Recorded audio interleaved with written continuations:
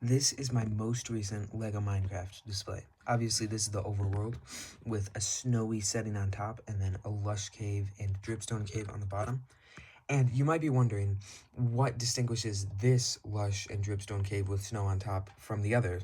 And well, this one actually looks good. Yeah.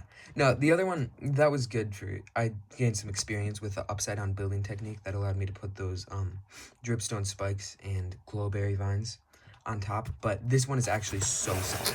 Like this pushing down on here, it feels like it's just a plate.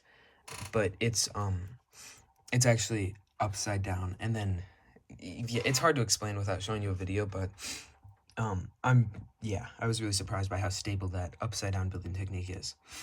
You can see the gold ore is not the usual design for LEGO Minecraft stuff. Usually it's just yellow studs, but for this I was kind of going for a more stylized version of Minecraft that looked a little bit more realistic.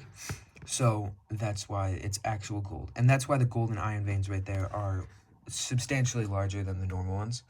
I think it makes it look better. I'm gonna turn the lights off here a second. There, now you can see it. It doesn't tint the whole screen blue. Yeah, so you can see there's just clay and water like in game, and then for the tall and short drip leaf things, I think that's what they're called. I just used, yeah, you can see those little plants. Because this scale, usually people use a better technique, but I'm doing this at a quarter of the size that is normally done. No, actually an eighth of the size. Yeah, you can see there are just some diamonds in the back. Sorry for the bad filming. Yeah, I would have preferred to use, the tiles that I used for the gold and iron, but I didn't have enough. Then there's some lapis in the corner. I wanted this to look as rich as possible. So, yeah, I think I achieved that goal. You can see at the top, this part is a snowy plains, this part is a snowy taiga, and then this part is an old growth taiga. So if you include the two cave variants, this is actually 5 biomes in one. But, I mean, they all go together really well, so why not, you know? Yeah, so this is a little villager house. It's not entirely accurate. The roof, I didn't have the right pieces to make the roof like it is in game, so it looks like that. And then since the snowy villager houses are just all basically the same color of brown, I used a different texture for the planks on the bottom because they actually do have a different texture from the logs. This is a real taiga tree, same with that one that you can find in game. And then the two bigger ones, they might be real. I mean, I modeled them after real ones that you can find, but I think they're a little bit different.